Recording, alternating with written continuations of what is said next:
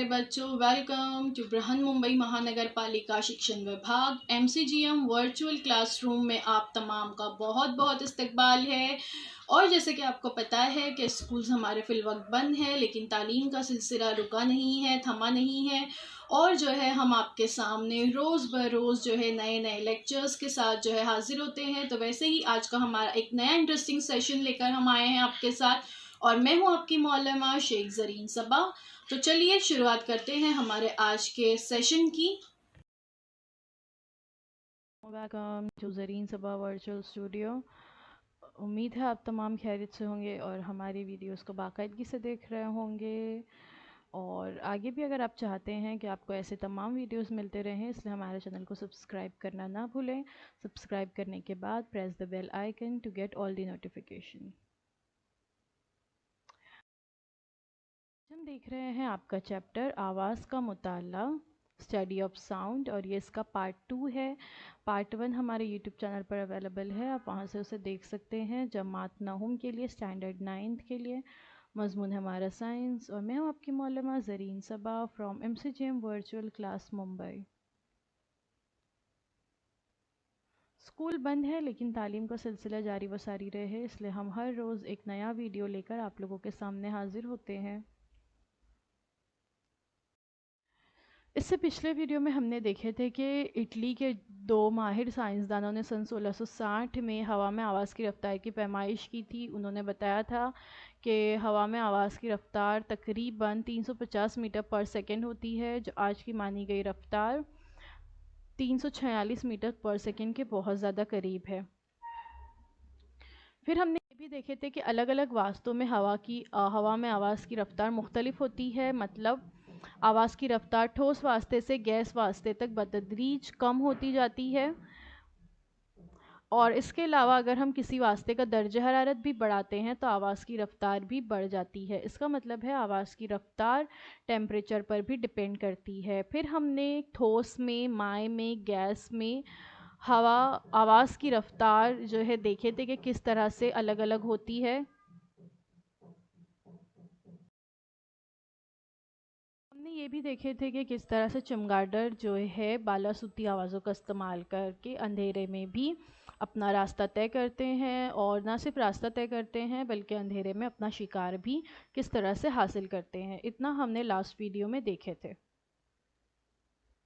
हद समाअत, बालासूती आवाज़ और ज़ेर सूती आवाज़। इंसानी कान जो है तकरीबन 20 हर्ट्ज़ से लेकर 20,000 हर्ट्ज़ यानी 20,000 हर्ट्ज़ तक के फ्रीक्वेंसी की तअद्दुद के दरमियान की आवाज़ को सुन सकते हैं, और इसे ही समाअत की हद कहते हैं। यानी ये हमारे इंसानी कानों की हद है। 20 हर्ट्ज़ से नीचे की आवाज़ भी हम नहीं सुन सकते, और 20,000 हर्ट्ज़ से ऊपर की आवाज़ भी हम नहीं सुन सकते। इंसानी कान कम से कम 20 हर्ट्ज़ और ज़्यादा से ज़्यादा 20,000 हर्ट्ज़ से ज़्यादा तादाद वाली आवाज़ नहीं सुन सकते हैं। 20 हर्ट्ज़ से कम तादाद वाली आवाज़ को ज़ेर सूती आवाज़ या इंफ्रासोनिक साउंड्स कहते हैं। अब 20 हर्ट्ज़ के नीचे वाली जो आवाज़ हम नहीं सुन सकते हैं उसको ही ज़ेर सूती आवाज़ या इंफ्रासोनिक साउंड्स कहते हैं। रक्कास का जो एहतज़ाज़ है उससे पैदा होने वाली आवाज़, ज़लज़ले से पहले ज़मीन की सतह के इर्तिआस से होने वाली आवाज़ तकरीबन 20 हर्ट्ज़ से कम होती है, तो ये ज़ेर सूती आवाज़ है। जबकि 20,000 हर्ट्ज़ से ज़्यादा तवातुर वाली आवाज़ को बालासूती आवाज़ या अल्ट्रासोनिक साउंड कहते हैं, और ये आवाज़ भी हम नहीं सुन सकते हैं।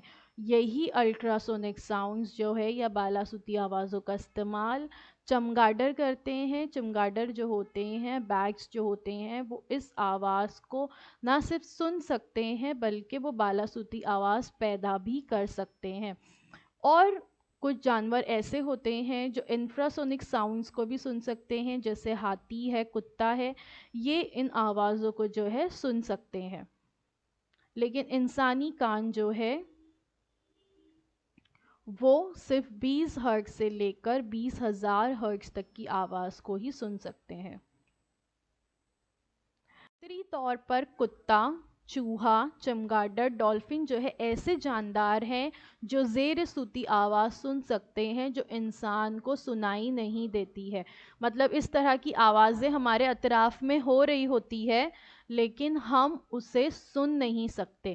لیکن کتا، چوہا، چمگادڑ اور ڈولفن ایسے جاندار ہیں جو ان آوازوں کو سن سکتے ہیں. اسی لیے اکثر یہ دیکھا گیا ہے، اس طرح کے مشاہدات کیے گئے ہیں کہ زلزلہ آنے سے پہلے یہ جو جانور ہوتے ہیں ان میں جو ہے ایک طرح کی افراتفری دیکھی گئی ہے، کیونکہ وہ جو ہے اس ساؤنڈ کو سن لیتے ہیں. ہم کہتے ہیں کہ وہ آنے والے جو نقصانات ہے اس کو بھاپ لیتے ہیں. ایسا نہیں ہے کہ وہ نقصانات کو بھاپتے ہیں، بلکہ زلزلے کی جو آواز ہوتی ہے، جو ساؤنڈ ہوتے ہیں، جو زمین کے ارتعاش کی آواز ہوتی ہے زلزلے کے دوران، وہ ہمارے کان نہیں سن سکتے لیکن وہ جانور اسے سن سکتے ہیں. اس لیے ان میں ایک طرح کی گھبراہٹ یا افراتفری دیکھی جاتی ہے اس دوران.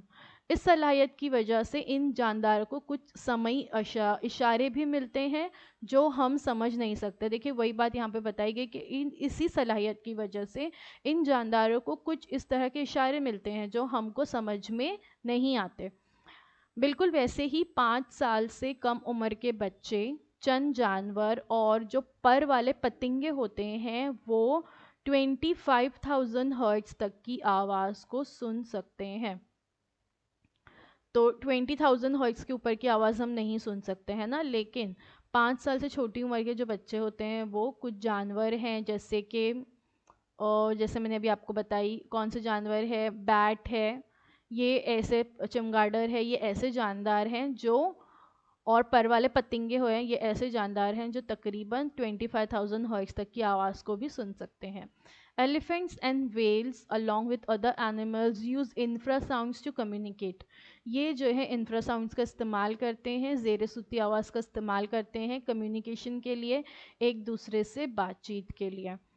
اور پھر اس کے بعد یہاں پر آپ کو بتایا گیا ہے کہ انسان، ہیومن دیکھیے بیچ میں 20 سے 20,000 ہرٹز، پھر اس کے بعد بلیک برڈ اور ڈاگ، کیٹ، فراگز، یہ سب اور جو ہے 20 ہرٹز کے نیچے کی آوازوں کو سن سکتے ہیں، اور ڈولفن، بیٹس وغیرہ 20,000 ہرٹز کے اوپر کی آوازوں کو سن سکتے ہیں.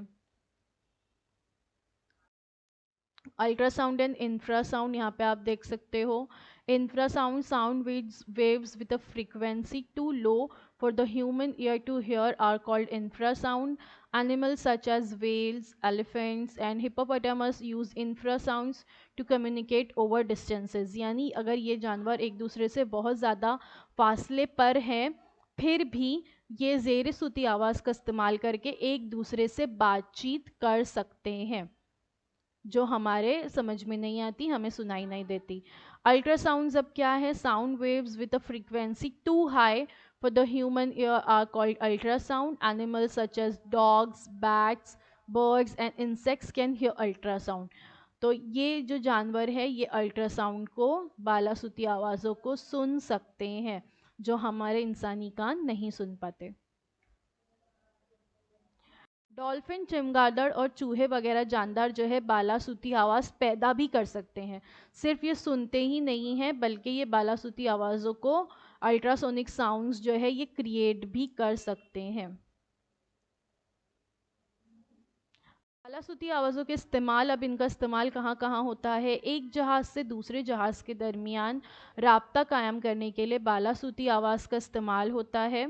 دیکھیے اس طرح سے جو لوگ سمندر میں ہوتے ہیں، سمندر میں طویل فاصلہ طے کرتے ہیں، تو جب وہ جہاز پر سفر کرتے ہیں تو ایک جہاز کو جب دوسرے جہاز سے رابطہ قائم کرنا ہو، یا جہاز کے علاوہ جو سب مرینز ہوتے ہیں، پانی کے اندر چلنے والی کشتیاں ہوتی ہیں، انہیں جو ہے کسی جہاز سے رابطہ کرنا ہو یا جہاز کو سب مرین سے رابطہ کرنا ہو تو اس طرح کے رابطے کے لیے بھی بالا صوتی آوازوں کا استعمال کیا جاتا ہے.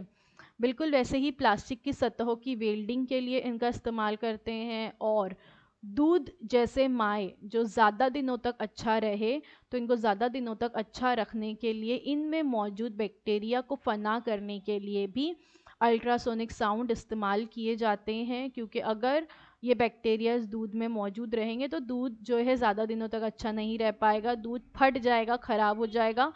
تو دودھ کو زیادہ دنوں تک محفوظ رکھنے کے لیے اس میں موجود بیکٹیریاز کو ختم کرنے کے لیے الٹراسونک ساؤنڈز کا استعمال ہوتا ہے۔ اس کے علاوہ دل کی دھڑکن کا مطالعہ کرنے کے لیے جو ٹیکنالوجی ہے، ایکو کارڈیوگرافی جسے کہتے ہیں، اس میں بھی بالا صوتی آواز کی لہروں پر جو ہے یہ جو ٹیکنیک ہے یہ منحصر ہے، اس میں اس کا استعمال ہوتا ہے۔ تصویر آپ دیکھ سکتے ہو ایکو کارڈیوگرافی کی لیفٹ ہینڈ سائڈ پر، اور سونوگرافی کی جو ٹیکنالوجی ہے اس میں بھی اس کا استعمال ہوتا ہے۔ سونوگرافی اور ایکو کارڈیوگرافی میں فرق ہے، رائٹ ہینڈ سائڈ پر جو تصویر نظر آ رہی ہے وہ سونوگرافی ہے، لیفٹ ہینڈ سائڈ پر ایکو کارڈیوگرافی ہے۔ ایکو کارڈیوگرافی میں صرف دل کی دھڑکن کا مطالعہ جو ہے کیا جاتا ہے، اور بالا صوتی آواز سے انسانی جسم کے اندرونی اعضاء کا عکس حاصل کیا جا سکتا ہے۔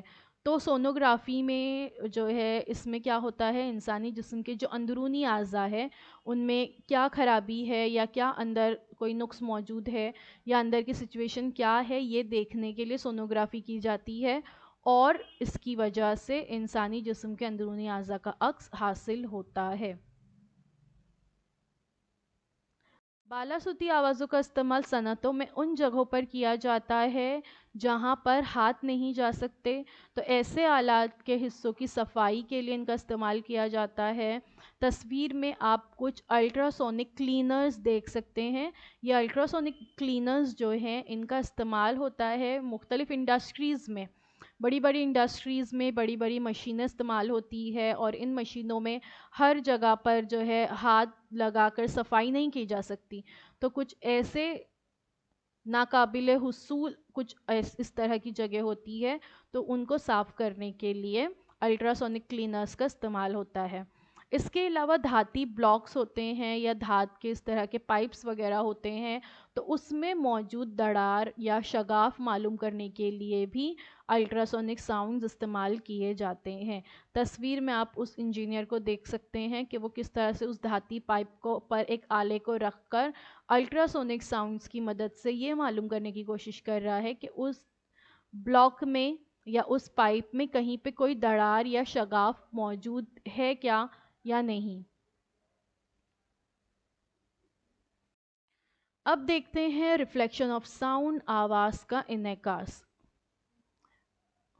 اس کے لیے ایک چھوٹا سا ایکسپیریمنٹ یہاں پہ دیا ہوا ہے۔ کیا کرنا ہے آپ کو، مکوے کی مدد سے مناسب لمبائی کے ایک جیسے پائپ بنانے ہیں۔ آپ جو ہے کارڈ بورڈ کے اس طرح سے جو ہے ایک جیسی لمبائی کے پائپ بنا سکتے ہیں، اور انہیں دیوار کے قریب ٹیبل پر ترتیب دیجیے جیسے شکل میں دکھایا گیا ہے۔ شکل میں آپ دیکھ سکتے ہو دیوار پر ٹیبل کے قریب جو ہے دونوں پائپ کارڈ بورڈ کے پائپ کو رکھنا ہے۔ پائپ کے ایک سرے کے قریب جو ہے ایک گھڑی رکھنی ہے، اور دوسرے پائپ سے ہمیں گھڑی کی آواز کو سننے کی کوشش کرنی ہے۔ دونوں پائپ کے درمیان زاویہ اس طرح بنائیے کہ گھڑی کی آواز آپ کو صاف سنائی دے، یعنی ہمیں تھوڑا سا کارڈ بورڈ کے پائپ کو ایڈجسٹ کرنا ہوگا اس آواز کو سننے کے لیے۔ زاویہ وقوع اور زاویہ منعکسہ، یہاں پر اسے جو ہے بتایا گیا ہے زاویہ وقوع اور زاویہ منعکسہ کی آپ کو پیمائش کرنی ہے اور ان کے درمیان تعلق کو پہچاننا ہے۔ دیکھیں اس ایکسپیریمنٹ میں کیا ہوگا، یہ جو کارڈ بورڈ کا ٹیوبز یا دو کارڈ بورڈ کے پائپ رکھے ہوئے ہیں اس کے درمیان میں ایک سافٹ ووڈ رکھا ہے، اور ایک طرف سٹاپ واچ یا کوئی دوسری ہم گھڑی رکھیں گے، ایک طرف جو ہے ہم اپنے کان لگا کر اس کو سننے کی کوشش کریں گے تو ہمیں اس کی آواز سنائی دے گی۔ تو یہاں پر کیا ہو رہا ہے، دراصل یہاں پر جو پیچھے دیوار ہے وہاں سے آواز کا انعکاس ہو رہا ہے یا ساؤنڈ کا ریفلیکشن ہو رہا ہے، اور ہمیں اس طرح سے اس گھڑی کی آواز سنائی دیتی ہے۔ نور کی شعاؤں کے انعکاس کی طرح ہی جس طرح سے ہم نے ریفلیکشن آف لائٹ دیکھے، ریفلیکشن آف لائٹ چیپٹر میں ہم دیکھ چکے ہیں کہ کس طرح سے لائٹ جو ہے ریفلیکٹ ہوتی ہے اور ایک سطح سے ٹکرا کر واپس آتی ہے، تو بالکل ویسے ہی آواز کی لہریں بھی ٹھوس اور مائع سطح سے جو ہے منعکس ہوتی ہے۔ صرف ٹھوس سے نہیں منعکس ہو رہی، مائع سے بھی منعکس ہوتی ہیں۔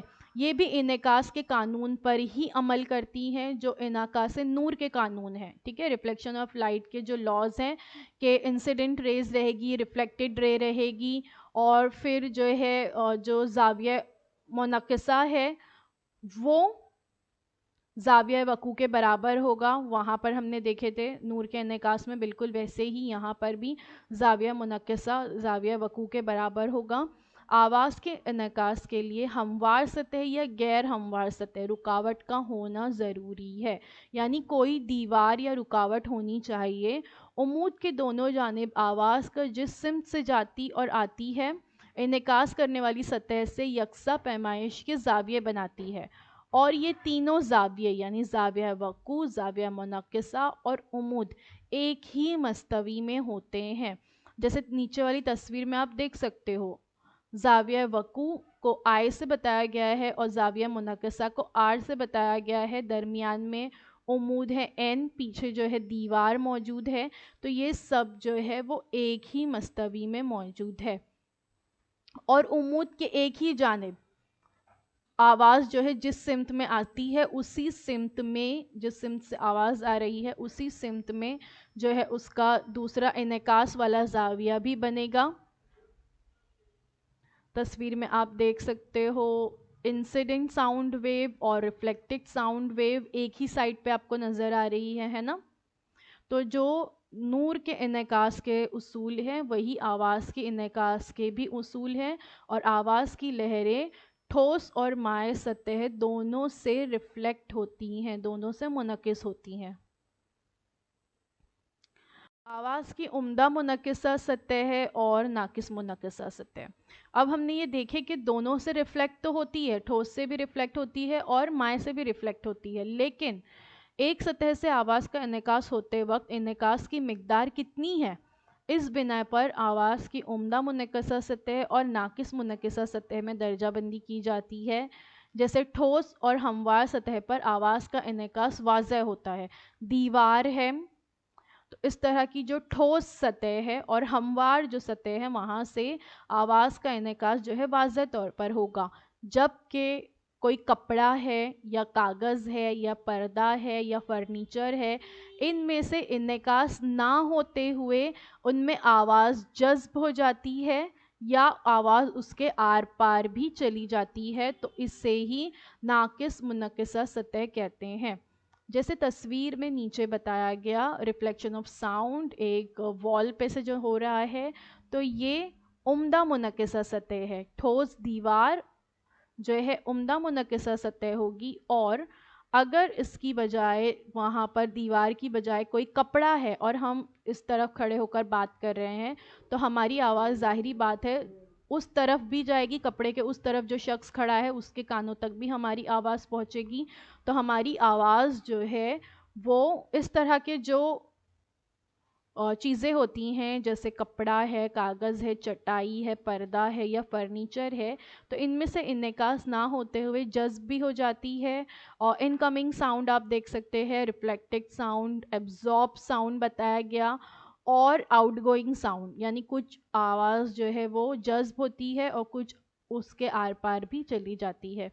تو اس طرح کی جو سطح ہوتی ہے اس کو ناقص منعکسہ سطح کہتے ہیں.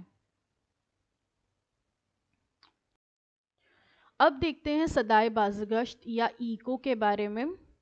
آپ جو ہے کسی پرفضا مقام پر ضرور گئے ہوں گے، جیسے مہابلیشور ہے، ماتھیران ہے، اس طرح کے جو پہاڑی علاقے ہوتے ہیں وہاں پر خاص طور سے ایکو پوائنٹس بنے ہوئے ہوتے ہیں، یا اسے مقام صدائے بازگشت کہتے ہیں. اور آپ نے وہاں جا کر ضرور آواز لگائے ہوں گے، تو آپ کو اپنی ہی آواز کچھ ہی دیر کے بعد دوبارہ سنائی دیتی ہے. یہ آواز جو ہے یہ صدائے بازگشت ہے یا ایکو اسے کہتے ہیں. اور اگر آپ نے ایسا نہیں کیا ہے کبھی تو آپ نے ہو سکتا ہے اس کے کچھ ویڈیو بھی ضرور دیکھے ہوں گے. فلموں میں آپ نے اس طرح کے منظر دیکھے ہوں گے کہ کوئی شخص جو ہے کوئی جملہ کہہ رہا ہے اور وہی لفظ جو ہے اسے دوبارہ سنائی دے رہا ہے نا. تو یہ کیا ہے آج ہم دیکھتے ہیں. کسی سطح سے اصل آواز کا منعکس ہو کر دوبارہ سنائی دینا صدائے بازگشت یا ایکو کہلاتا ہے.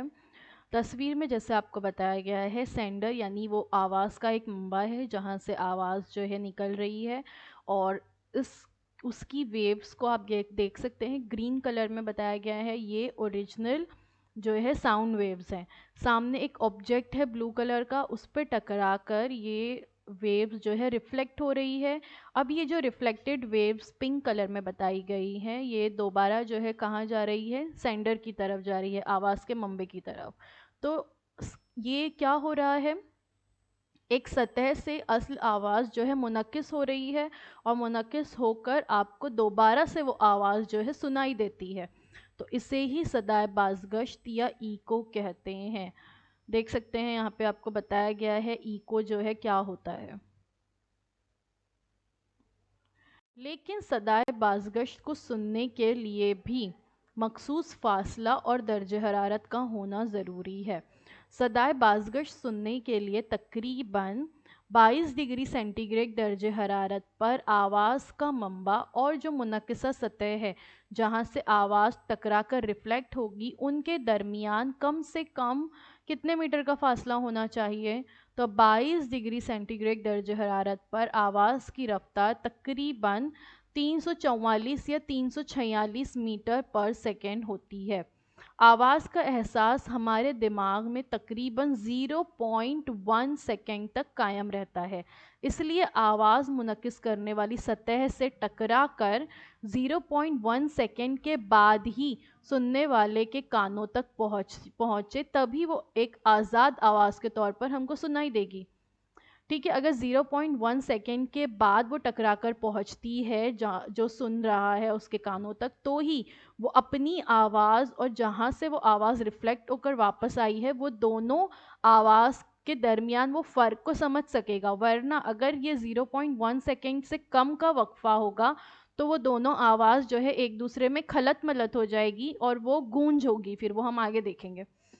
تو یہ 0.1 سیکنڈ میں ہی ٹکرا کر جو ہے دوبارہ سننے والے کے کانوں تک پہنچنی چاہیے، تبھی وہ ایک آزاد آواز، دیکھیے لفظ آزاد آواز استعمال ہوا یہاں پر، یعنی الگ سے ایک آواز جو آپ کی اپنی آواز تھی اس سے علیحدہ آزاد آواز کے طور پر آپ کو سنائی دے گی۔ آواز پیدا کرنے والے منبع اور منعکس کرنے والی سطح کے درمیان اب پھر فاصلہ کتنا ہونا چاہیے؟ تو ہم اس کو جو ہے اس ضابطے سے فاصلہ برابر رفتار ضرب وقت سے معلوم کر سکتے ہیں۔ رفتار ہمیں پتہ ہے، آواز کی رفتار ہوا میں ہوتی ہے 344 میٹر پر سیکنڈ، اور وقت کتنا ہے 0.1 سیکنڈ۔ تو جب ہم 344 کو 0.1 سے ضرب کریں گے تو کیا ہوگا؟ ایک عدد کے بعد اشاریہ لگے گا، یعنی 34.4 میٹر۔ اس سے یہ بات واضح ہوتی ہے کہ صدائے بازگشت سننے کے لیے آواز کے منبع اور رکاوٹ کے درمیان کم از کم فاصلہ اس کا 34.4 کا آدھا ہونا چاہیے، ہے نا، ٹکرا کر واپس آ رہی ہے یعنی تقریباً 17.2 یا 17 میٹر کا فاصلہ ہونا چاہیے۔ 17 دونی 34 ہوتے ہیں نا، تو 34 کا آدھا، یعنی وہ جو سطح ہے اس سے وہ شخص 17 میٹر کے فاصلے پر اگر کھڑا ہے تو وہ 17 میٹر کا فاصلہ آواز طے کرتے ہوئے وہاں تک جائے گی، پھر ریفلیکٹ ہوگی، پھر 17 میٹر واپس طے کرتے ہوئے آپ کے کانوں تک پہنچے گی، تو اس طرح سے وہ 34 میٹر ہو گئے۔ ٹھیک ہے، تو تقریباً کتنا ہونا چاہیے فاصلہ؟ 17 میٹر کا ہونا چاہیے۔ مختلف درجہ حرارت کے لیے یہ فاصلہ مختلف ہو سکتا ہے۔ دیکھیے کیوں یہ چیز یہاں پہ کہی گئی، ٹیمپریچر ڈیپینڈ کرتا ہے، ہم نے سٹارٹ میں بھی دیکھے نا کہ ٹیمپریچر پر جو ہے بہت زیادہ آواز کی رفتار ڈیپینڈ کرتی ہے۔ اگر ٹیمپریچر بڑھتا ہے تو آواز کی رفتار بھی بڑھے گی، ہے نا، تو یہ ٹیمپریچر پر ڈیپینڈ کرتا ہے کہ یہ فاصلہ کتنا ہوگا۔ بیجاپور کا جو گول گنبد ہے وہ ہمیشہ اور کئی بار سنائی دینے والی صدائے بازگشت کی بہت اہم اگزامپل ہے، اور اس میں باقاعدہ سے اندر ایک گیلری موجود ہے اس گول گنبد میں، جہاں پر لوگ جا کر جو ہے جب کوئی نام پکارتے ہیں یا کوئی لفظ کہتے ہیں تو وہ بار بار بار بار سنائی دیتا ہے، یعنی کئی دفعہ وہ آواز جو ہے منعکس ہو کر ہمارے کانوں تک پہنچتی ہے۔ اب دیکھتے ہیں گونج۔ ایک بند ہال میں ایک بند یا حال ہی میں تعمیر ہوئے کسی گھر میں، بند گھر میں آپ کچھ دوستوں کے ساتھ جائیے. گھر میں داخل ہونے کے بعد دوستوں سے آپ بات چیت کیجیے. آپ کیا محسوس کریں گے؟ آپ محسوس کریں گے کہ آپ جو بھی بات کر رہے ہیں وہ اس روم میں گونج رہی ہے نا. بالکل ویسے ہی گھر کے دروازے اور کھڑکیوں کو بند کر کے اگر ہم میوزک سسٹم کو سٹارٹ کرتے ہیں اور میوزک سسٹم کی آواز ہم اگر زیادہ سے زیادہ بڑھاتے ہیں تو آپ کیا محسوس کریں گے؟ اس وقت بھی آپ کو ایسا محسوس ہوگا کہ وہ آواز جو بھی گانا آپ نے پلے کیا ہے وہ آپ کو بار بار سنائی دے رہا ہے، آپ کو اس کی گونج وہاں پر محسوس ہوگی. تو ایسا آواز کی لہریں دیواروں سے بار بار منعکس ہو کر ایک دوسرے سے ملتی ہے، جس سے مسلسل آواز کا احساس ہونے لگتا ہے. تو اسی تسلسل کا جو اثر ہے اسے ہی گونج کہا جاتا ہے. ایک کے بعد ایک آنے والی اس آواز کے سگنل کے درمیان کا جو وقفہ ہے وہ کم ہو جاتا ہے، لیکن یہ منعکس شدہ آوازیں مداخلت کر کے ایک دوسرے میں خلط ملط ہوتی ہے، جس سے کمرے میں آواز میں شدت یا انٹینسٹی پیدا ہو جاتی ہے، اور اس وجہ سے ہمیں آواز کی جو پچ ہے وہ واضح طور پر سنائی نہیں دیتی.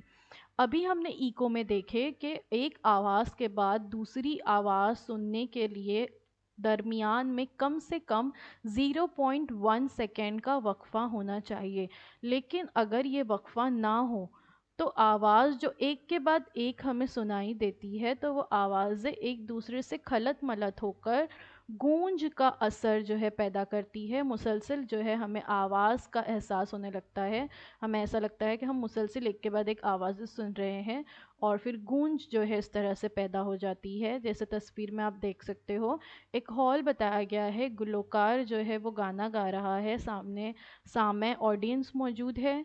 جو اسٹریٹ تیر کا نشان بتایا گیا ہے وہ براہ راست آنے والی آواز ہے، اور اس کے علاوہ جتنے تیر کے نشان بتائے گئے ہیں وہ آواز کی عکاسی ہے، یعنی ریفلیکشن ہے. ساؤنڈ جو ہے ریفلیکٹ ہو رہا ہے، الگ الگ سطحوں سے بار بار ریفلیکٹ ہو رہا ہے. آپ دیکھ سکتے ہو ایک بار ریفلیکٹ جو ہے جہاں پہ گلوکار بیٹھا ہے اس کے پیچھے کی سطح پر، ایک بار ہال کے اوپر کی سطح پر، ایک بار آڈینس کے پیچھے کی سطح پر، 3 دفعہ آواز جو ہے ریفلیکٹ ہو کر پھر آڈینس کے کانوں تک پہنچتی ہے.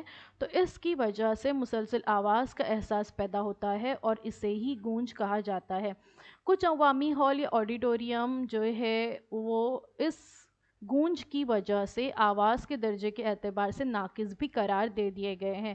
اگر ایک برابر آڈینس اور سٹیج کے درمیان فاصلہ رکھ کر اگر کوئی ہال تعمیر نہیں کیا جاتا ہے ان تمام باتوں کو مد نظر رکھتے ہوئے، تو وہاں پر یہ ہوگا کہ وہاں پر بار بار آواز جو ہے وہ ریفلیکٹ ہوگی اور گونج پیدا ہوگی، اور اس وجہ سے وہ ہال یا وہ آڈیٹوریم آواز کے درجے کے اعتبار سے ناقص قرار دے دیے جاتے ہیں، اور پھر وہاں پر مزید اس طرح کے پروگرامز یا شوز نہیں رکھے جا سکتے. یہاں پر دیکھیے بتایا گیا ہے یہاں پہ ڈائریکٹ ساؤنڈ پاتھ اور ریفلیکٹیو ساؤنڈ پاتھس، اور آپ اس میں دیکھ سکتے ہو کہ جو شخص سب سے پیچھے بیٹھا ہے لاسٹ لائن میں، وہاں پر آواز کا جو ریفلیکشن ہے، گونج جو ہے وہ اسے زیادہ سنائی دے گی بنسبت اس شخص کے جو آگے بیٹھا ہوا ہے. آپ جو ہے تمام تیر کے نشان کو اگر غور سے دیکھیں گے تو آپ کو یہ سمجھ میں آئے گا کہ جو فرنٹ لائن میں جو شخص بیٹھا ہے اس کی بنسبت لاسٹ میں بیٹھے ہوئے شخص کو گونج زیادہ سنائی دیتی ہے.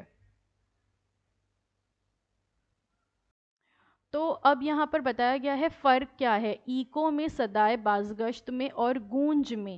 دیکھیے صدائے بازگشت میں یہ ہوتا ہے کہ اگر آپ کہیں پہاڑ کی چوٹی پہ کھڑے ہو کر اگر ہیلو کہہ رہے ہیں تو آپ کا اپنا ہی کہا ہوا ہیلو آپ کو بار بار 0.1 سیکنڈ میں ایک ٹائم انٹرول کے بعد آپ کو سنائی دے گا. کم سے کم 0.1 سیکنڈ ہو سکتا ہے، اس سے کچھ زیادہ سیکنڈز بھی ہو سکتے ہیں، ڈیپینڈ ہے کہ وہ کتنے فاصلے سے آواز ریفلیکٹ ہو کر آپ کے کانوں تک پہنچ رہی ہے. تو ایک ٹائم انٹرول کے بعد آپ کو وہی آواز دوبارہ سنائی دے گی، ہیلو ہیلو ہیلو ہیلو اس طرح سے.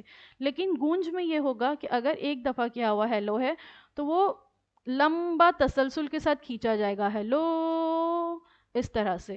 تو آپ تصویر دیکھ کر بھی یہ فرق سمجھ سکتے ہیں کہ صدائے بازگشت اور گونج میں کیا فرق ہے. تو آج کے لیے بس اتنا ہی. Thank you so much for watching. اور اگر آپ لوگوں کے اس سبق کے تعلق سے کچھ سوالات ہیں تو وہ آپ کمنٹ سیکشن میں ہم سے ضرور پوچھ سکتے ہیں.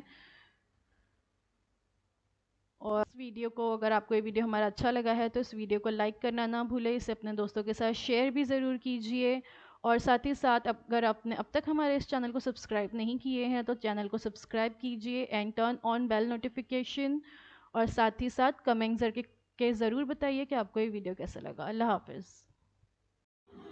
تو بچوں، مجھے امید ہے جو کچھ آج آپ کو پڑھایا گیا وہ آپ کو اچھی طرح سے سمجھ میں آیا ہوگا. اور اگر آپ کو نہیں سمجھ میں آیا ہے تو ہمارا یہ ویڈیو یوٹیوب پر بھی اویلیبل ہے، آپ اسے دوبارہ سے جو ہے دیکھ سکتے ہیں. اور اپنے ساتھ جو ہے اپنی ٹیکسٹ بک ضرور رکھیے تاکہ آپ کو جو ہے تمام پوائنٹس اچھی طرح سے سمجھ میں آئے. تو اب آپ لوگوں سے انشاءاللہ اگلے ہفتے ایک نئے ویڈیو میں ملاقات ہوتی ہے. اللہ حافظ.